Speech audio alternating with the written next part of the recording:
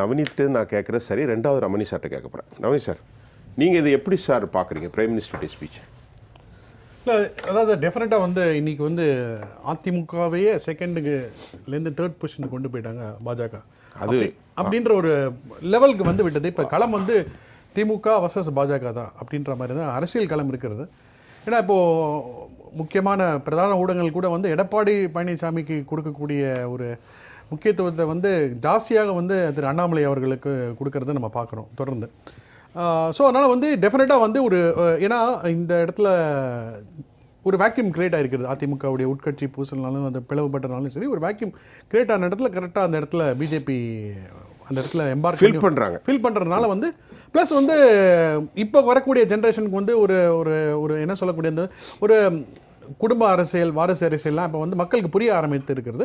அது வந்து ஒரு இளம் தலைவர் அண்ணாமலை அந்த கட்சிக்கு ஒரு வாய்ப்பு இருக்கிறனால வந்து அவர் இன்னும் அதை உத்வேகப்படுத்தி எடுத்துகிட்டு போகிறதையும் நம்ம பார்க்க முடியுது. ஸோ ஒட்டுமொத்தமாக அந்த களம் அப்படின்னு 2024 களம் வந்து எல்லாருமே இப்போ சொல்கிற இப்போ சில முன்னணி நிறுவனம் நடத்திய இது கணக்கெடுப்பில் கூட வந்து அந்த எக்ஸிட் போல கூட வந்து பாஜகவுக்கு வந்து தமிழ்நாட்டில் வந்து ஒரு 3-4 தொகுதி வரதுக்கான வாய்ப்பு இருக்குன்னு கூட வந்திருக்கிறது பார்க்குறோம், தரவுகள்லாம் இருக்குது. ஸோ அதனால் வந்து வளர்ச்சி அடைகிறது. அதோடைய ஒரு எக்ஸ்ட்ரா புஷ், அதாவது வந்து பிரதமருடைய வருகை என்பது வந்து ஒரு எக்ஸ்ட்ரா மாரல் பூஸ்டர் அப்படின்றது டெஃபினட்டாக இருக்கிறது. இன்னொரு விஷயம் பாருங்கள், இப்போ இன்னைக்கு வந்து நடந்த சமயத்தை பாருங்கள். அது பகல் நேரத்தில் அவ்வளோ வெயிலில் வந்து இத்தனை இந்த வெயிலையும் பொருட்படுத்தாமல் வந்து அவ்வளோ பேர் வந்திருக்காங்கன்னா அது ஒரு பெரிய விஷயமாக தான் இருக்கிறது. இது கூட்டி வந்த கூட்டம் இல்லை, தானால வந்த கூட்டம் டெஃபினட்டாக தானே அப்படி நினைக்கிறேன். அப்படி தான். ஏன்னா வந்து பொதுவாகவே வந்து பாஜகவுடைய கூட்டங்கள் நடந்து முடித்த பிறகு பார்த்தீங்கன்னா வந்து அங்கே வந்து பத்திரிகையிலே வந்த செய்தி, அங்கே வந்து பிரியாணி பொட்டலமோ மது பாட்டில்களோ இருந்தது இல்லை அப்படின்னு சொல்லி பத்திரிகையிலே வந்து ஆச்சரியப்படுற மாதிரி போட்டிருக்கிறதையும் பார்த்துருக்கோம். ஸோ அதனால் வந்து பாஜக இது வந்து ரொம்ப ஆர்கனைஸ்டாக தான் பண்ணியிருக்காங்க, பிளான் பண்ணி தான் பண்ணியிருக்காங்க. பிரதமருடைய பேச்சு அப்படின்றது உத்வேகப்படுத்திக்கிறது பாஜக தொண்டர்களுக்கு ஒரு உத்வேகம். மேலும் வந்து கூட்டணி அதாவது கூட்டணி வந்து இன்னும் விரிவுபடுத்துறதுக்கு ஒரு வாய்ப்பு இருக்கிறது. ஏன்னா இது இன்றைக்கி இந்த கூட்டத்தை பார்த்த பிறகு கூட்டணி கட்சிகள் யாரெல்லாம் கூட்டணி அமைக்கணுமோ பாஜக கூட வந்து அவங்களுக்கு வந்து ஒரு சான்ஸ். நவநீத் ஒரு கேள்வி, இந்த கூட்டணி தலைவர்களில் நான் பார்த்தேன் ஒரு பெரிய வாக்கு சதவீதத்தை வச்ச தலைவர்கள் யாரும் இல்லை. கடந்த காலத்தில் அவர்களோடு இருந்த தேமுதிகவோ பாமகவோ இன்றைக்கி இருக்கக்கூடிய எடப்பாடி தலைமையிலான அதிமுகவோ இல்லை. அங்கே இருந்தது தேவநாத யாதவும் நம்முடைய பாரிவேந்தரும் ஜான் பாண்டியன் இருந்தாங்க. தமிழ் மாநில காங்கிரஸ் இவர்களுக்கெல்லாம் பெரிய வாக்குறுதி அல்ல, ஒரு தொகுதியில் சில 100 தான் இருக்கும். அப்போ இதை வச்சுட்டு பிஜேபி இப்போ இதெல்லாம் மக்களுக்கு தெளிவுபடுத்தணும். மிகப்பெரிய கூட்டணி பலம் இல்லாமல் தமிழ்நாட்டில் எப்படி அவங்க 39க்கு 39 பிடிக்க முடியும்? இல்லை, அதாவது அது ஒரு அவருடைய கனவு. நான் அவர்களை குறைத்து மதிப்பிடல, சொல்லணும் எல்லாருக்குமே ஐயா பாரிவேந்தரையோ மற்ற கட்சிகளை குறைத்து மதிப்பிடலை. ஒவ்வொருத்தருக்கும் ஒரு வாக்கு சதவீதம் ஒன்று இருக்குது. கரெக்ட். வாசன் கட்சி நடத்துவது மிகப்பெரிய அளவில் இல்லை, இந்த தேர்தல் காலங்களில் வந்து பேசிட்டு போயிடுவார். கரெக்ட். அப்போ அந்த மாதிரி ஒரு பலமான கூட்டணி இல்லாமல் அவர்கள் எப்படி? இப்போ நீங்கள் உதாரணத்துக்கு எடுத்துக்கங்க, தமிழ் மாநில காங்கிரஸுக்கு சிதம்பரம் தஞ்சை பகுதியில் வந்து அவங்களுக்கு ஒரு கணிசமான பாபநாசத்தில் அவருக்கு ஒரு வாக்கு வங்கி இருக்கிறது. ஸோ அந்த இடத்துல வந்து ஒரு ஏரியா வந்து பாஜக வந்து வின் பண்ணக்கூடிய கம்பைன்ட் எஃபர்ட்டாக போட்டாங்கன்னா பாஜகவுடைய தொண்டர்கள் அந்த இருக்கக்கூடிய அந்த அடிப்படையில் இருக்கிறது. இப்போ பெரம்பலூரில் பார்த்தீங்கன்னா திரு பாரிவேந்தர் அவர்கள் வந்து நிற்கிறதுக்கான தொகுதியில். ஸோ அந்த மாதிரி இருக்கிறது வந்து இல்லை, நீங்கள் இன்னும் ரெண்டு இது பாருங்கள், 2 தேசிய கட்சி, ஒன்று வந்து காங்கிரஸ், இன்னொன்று வந்து பாஜக. கண்டிப்பாக காங்கிரஸ் வந்து இங்கே வந்து பேரம் பேச வேண்டிய நிலைமைக்கு இருக்கிறது திமுக கிட்ட. இப்போ வந்து அவங்க இன்னும் அது வந்து உறுதி செய்யப்படவில்லை அப்படின்னு சொல்லி சொல்கிறாங்க. இந்த தேர்தல் உடைய அந்த ஷீட் ஷேரிங் வந்து இன்னும் உறுதி செய்ய முடியவில்லை அப்படின்ற ஒரு லெவலில் போயிட்டு இருக்கும்போது வந்து பாஜக பொறுத்தவரைக்கும் பாருங்களேன், அவங்க வந்து ட்ரைவ் பண்ணுறாங்க அந்த இடத்துல ஃப்ரெண்ட்ஸ். ஸோ அவங்களுக்கு வந்து கான்ஃபிடென்ட் இருக்குது, 39மே நாங்கள் தனியாக கூட சந்திக்கிறதுக்கு தயாராக இருக்காங்க அப்படின்னு சொல்லி பாஜக களத்தில் இறங்குறாங்க. இதே மாதிரி காங்கிரஸ் கூட இறங்கி அதுக்கு வந்து ஒரு பெரிய ஒரு டெபாக்கல் என்ன சொல்லக்கூடிய வந்து ஒரு அதிர்ச்சி மூட்டக்கூடிய அளவுக்கு ஒரு இது வந்தனால வந்து அவங்க வந்து மீண்டும் திமுக கூட்டணியில் சேர்ந்துக்கிறாங்க அப்படின்றதையும் பார்க்குறோம். பட் பாஜக பொறுத்தவரைக்கும் வந்து அவங்க தனித்து ஒரு வாட்டி ஒரு கூட்டணி, அதாவது திமுக தலைவர் விஜயகாந்த் தலைவர் நீங்கள் நினைக்கிறீங்க ஒருவேளை பாமகவோ மற்ற கட்சிகளோ இல்லாத பட்சத்திலும் கூட தனித்து நின்று வாக்கு சதவீதத்தை நிரூபிப்பதற்கான ஒரு களமாக இருக்கும். டெஃபினட்டாக பாஜக வந்து ஏற்கனவே உள்ளாட்சி தேர்தலில் அவங்க தனித்து நின்று களம் கண்டதையும் பார்த்தோம். அவங்களால வந்து கணிசமான, அதாவது சொல்லப்போனால் 3வது இடத்துல அதிமுகவுக்கு பிறகு வந்து 3வது இடத்துல பாஜக வந்து உள்ளாட்சி தேர்தலில் பர்ஃபார்மன்ஸை பார்த்தோம். ஸோ அதனால் இது வந்து பாஜகவுக்கு வந்து என்னை பொறுத்தவரைக்கும் வந்து 2026 சட்டப்பேரவை தேர்தலுக்கு வந்து ஒரு முக்கியமான ஒரு மைல்கல்லாக தான் இருக்கிறது. உங்களுடைய டார்கெட் 2026 2026. ஏன்னா வந்து இது வந்து இது ஷார்ட் டேர்ம். ரைட். இதுல வந்து அவங்க அதாவது வந்து அவங்க களம் காண்றாங்க. பட் 2026ன்றது வந்து ஒரு பெரிய ஒரு கேம் பிளான். ஏன்னா அதுக்கு வந்து அவங்க இப்பவே வந்து களப்பணியில் ஆயுதம், அதாவது தண்ணியே வந்து அது நீங்க சொன்னாலும் தமிழ்நாட்டை பொறுத்தவரை திராவிட இயக்க கலாச்சாரமும் திராவிட மண்ணும் ஆன்மீகம் வேறு. தமிழ்நாட்டில் தான் இந்திய மாநிலத்திலேயே தமிழக அரசு பேருந்தில் தான் கோபுரம் சின்னமே இருக்கும். இங்கே தான் ஆன்மீகம். அந்த ஆன்மீகத்துக்கும் அரசியலுக்கும் சம்மந்தப்படுத்துறது இல்லை. முயற்சி செய்கின்றீர்கள், அதில் ஒன்றும் தவறில்லை. அது சாத்தியமா என்பதை நம்ம பேச போகிறோம். ஆனால் நீங்கள் வச்ச கருத்தெல்லாம் ஏற்றுக்கொள்ளக்கூடிய கருத்து இல்லை. என்ன ஒரு சின்ன ஒரு நீங்கள் சொல்லக்கூடிய அந்த பாயிண்ட்ல என்ன நம்ம பிரதமர் சொல்லும்போது கூட வந்து என்ன ஆகுதுன்னா, தமிழ்நாட்டில் இன்னைக்கு அதாவது இந்த மீடியா செட்டப் அப்படின்றது வந்து பெரும்பாலான ஊடகங்கள் வந்து ஆளும் கட்சி, அதாவது குறிப்பாக சொல்லலாம் திமுகவுக்கு சார்ந்து இருக்கிறனால மக்கள்கிட்ட விஷயங்கள் வந்து எடுத்துகிட்டு போகிறதே வந்து எந்த கட்சிக்கும், அதிமுகவாக இருந்தாலும் சரி பாஜகவாக இருந்தாலும் சரி, ஒரு சவாலாக இருக்கிறதா நம்ம பார்க்குறோம். இன்றைக்கி வந்து இப்போ இன்றைக்கி பிரதான ஊடகங்கள் எல்லாமே வந்து என்ன பண்ணுறாங்க, ஒரு பேச்சுக்கு எடுத்துங்களேன், பிரதமருடைய வீடு கட்டும் திட்டத்தை வந்து இங்கே என்ன பண்ணுறாங்க, கலைஞரின் கனவு இல்லம் திட்டம்ன்றாங்க. அதை நான் ரெண்டாவது கேட்கத்தான் போகிறேன். அந்த கலைஞரின் கனவு இல்ல திட்டம் மாநில அரசின் திட்டம் தான். கலைஞரின் கனவு இல்ல திட்டம் அவங்க பேரை வச்சுக்கிறாங்க. அதை நம்ம பேசுவோம். நீங்கள் ரொம்ப எக்ஸாக்டாக ஃபைண்ட் அவுட் பண்ணியிருக்கீங்க, இருந்தாலும் நம்ம பேசுவோம். இப்போ மோடி வந்து இப்போ தென் பகுதியில் கான்சன்ட்ரேஷன் பண்ணுறாரு. பேசும்போது திரு ரமணிகிட்ட ரெண்டாவது பேச போகிறேன். 150 சீட்டுக்கு மேலே முடியாதுங்கிறார். சவுத்தில் அவருக்கு வந்து எப்போவுமே வீக். உதாரணத்துக்கு கர்நாடகாவில் தெலுங்கானாலாம் வாக்கில். அதனால தான் இன்றைக்கி தமிழ்நாடு ரொம்ப முக்கியமாக படுதோ அப்படிங்கிற ஒரு கேள்வி இல்லை. அது அந்த மேக்ஸ் வந்து எல்லாருமே வந்து அப்படி தான் சொல்கிறாங்க. எல்லாரும் மேக்ஸ் ஆமாம் அப்படி தான். ஏன்னா வந்து ஃபோக்கஸ் ஆகினா அங்கே வந்து கொஞ்சம் வந்து வீக்காக இருக்கிறது, அதனால் வந்து தெற்கில் வந்து கொஞ்சம் வாக்கு சதவீதத்தை இன்க்ரீஸ் பண்ணுறதுக்காக பாஜக அப்படி இல்லை. ஒரு தேசிய கட்சி வந்து அவங்களோட என்டிட்டியை மெயின்டைன் பண்ணுறாங்க. அது பண்ண தான் செய்வாங்க. ஏன்னா இப்போது கர்நாடகாவில் வந்து காங்கிரஸ் வந்து அவங்க தான் லீடு, அவங்க தான் வந்து அதாரிட்டியாக இருக்காங்க. அதே காங்கிரஸ் தமிழ்நாட்டில் வந்து காமராஜர் ஆட்சி பிறகு அவங்களால மீண்டு வர முடியல. ஆனால் அந்த எஃபர்ட் அண்ணாமலையோ பாஜக தமிழ்நாட்டில் எடுத்துகிட்டு இருக்காங்க. இன்னும் காங்கிரஸ் கட்சியை பொறுத்த வரைக்கும் அந்த தலைமை வந்து மாநில தலைமை யாருமே எடுக்க மாட்டேன்றாங்க. நம்ம வந்து காம்ப்ரமைஸ் ஆகணும் அப்படின்றது இருக்குது. அப்போ பாஜக போடுற கட்சிக்கு வந்து டெஃபினட்டாக வந்து நம்மளை வந்து தேசிய அளவில் பல பகுதிகளில் பல இடத்துல வளர்ச்சி அடைய வேண்டும்.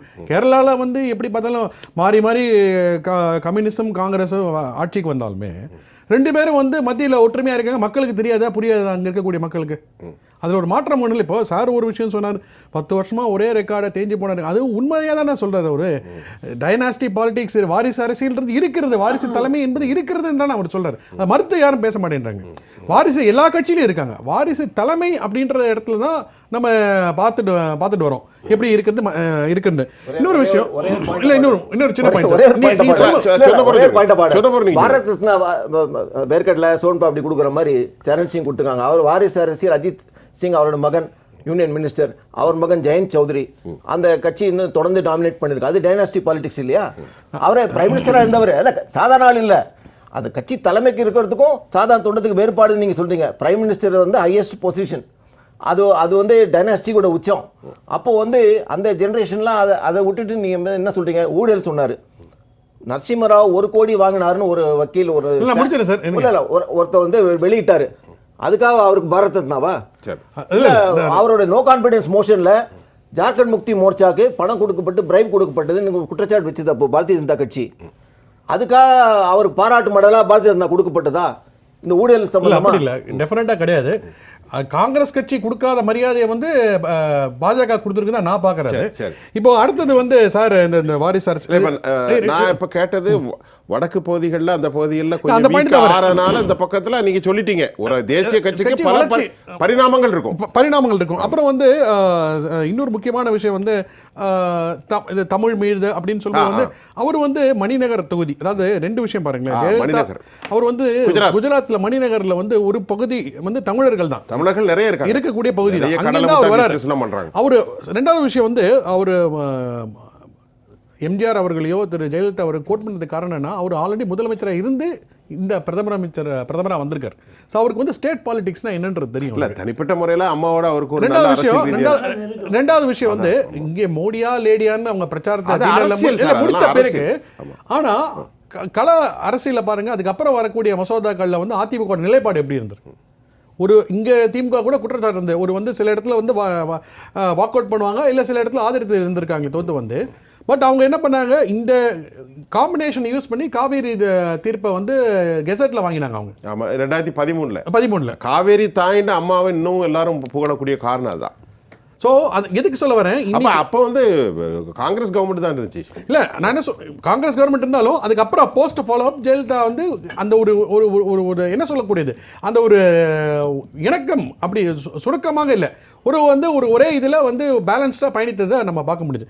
இப்போ அடுத்தது வந்து சாரும் சொல்லியிருந்தாரு, இந்த சாரும் சொல்லியிருந்தாரு, இவனும் சொல்லியிருந்தாரு, அந்த ஊழல் வந்து இருக்கா உங்ககிட்ட தான் இடி இருக்குன்னு ஒரு தீர்ப்பை சுட்டி காட்ட விரும்புகிறேன். உச்சநீதிமன்றத்தில் இந்த கிட்டத்தட்ட 14 எதிர்க்கட்சிகளும் போய் ஃபைல் பண்ணுறாங்க, இடியை வந்து ஏஜென்சிஸாக யூஸ் பண்ணுறாங்கன்னு சொல்லும்போது உச்சநீதிமன்றம் வந்து அதை அப்படியே ரிஜெக்ட் பண்ணி நீங்கள் வந்து அரசியல் காலத்தில் போய் நீங்கள் வந்து இதை எடுத்துகிட்டு போனோம், பொலிட்டிக்கல் ஸ்பேஸில் தான் நீங்கள் இதை வந்து கொண்டு போனேன், நீங்கள் உத்தரமே வந்து தகுந்த ஆதாரத்தை கொடுக்கவில்லை அப்படின்னு சொல்லி உச்சநீதிமன்றத்தில் தீர்ப்பு வந்து இந்த எதிர்க்கட்சிகளாம் அதுக்கு ஒரு பின்னாடியாக இருந்தது பார்க்கணும். நான் என்ன நான் இன்னொரு பாயிண்ட் யோசிக்க வேண்டியது இருக்குன்னா, ஒரு குற்றச்சாட்டை வைத்து பாஜக வந்து ஒரு தேர்தல் பரப்புரையை எடுத்துக்கொண்டு அவங்களால வந்து ஆட்சிக்கு வர முடியுதுன்னா அந்த குற்றச்சாட்டை நடக்கவில்லைன்றது ஏன் காங்கிரஸால் ப்ரூவ் பண்ண முடியல? அந்த ஒரு பயம் நீங்கள் எங்ககிட்ட வந்து நாங்கள் வந்து க்ளீன் ஹேண்ட்ஸ் அப்படின்னு சொல்லும்போது அதை எடுத்துகிட்டு போனோம் இல்லையா காங்கிரஸ் கட்சி. அந்த இடத்துல வந்து ஏன் வந்து ஒன்றுல வந்து காங்கிரஸ் கட்சியில் இருக்க ஊழல் செய்தவர்கள் அப்படின்னு சொல்லி இப்போ இவங்க சொல்லக்கூடிய அஜித் பவார் கூட அது லிஸ்ட் இப்போ நீங்கள் சேர்த்து அவங்க என்ன சொல்கிறேன், ஒரு கட்சியினுடைய உண்மையான அருமையான ஒரு எக்ஸ்பிளனேஷன்னா, நான் ஊழல்வாதிகளோட கூட்டு சேர மாட்டேன். பிஜேபி மீது ஏகப்பட்ட ஊழல் இருக்கிறது. அந்த பாயிண்ட் மிஸ்டர் பிரைம் மினிஸ்டர் மீது ரஃபேல் ஊழல் இருந்தது, அது வந்து க்ளீன் சிட் வந்துட்டார். இப்போ வெளிநாடுகள்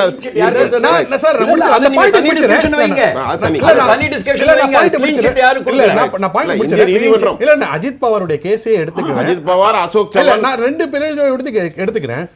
பாஜக வந்து அவர்களை எதிர்த்து ஊழல்வாதிகள் என்று ஒரு மையப்படுத்தி ஒரு அரசியல் வைக்கிறாங்க.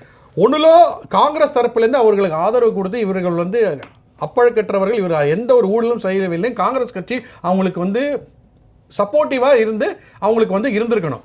அப்படி இல்லைன்னா பாஜக வெறும் ஒரு குற்றச்சாட்டை வைத்தே அவங்கள வந்து அடிப்படை வைத்து விட்டார்கள்.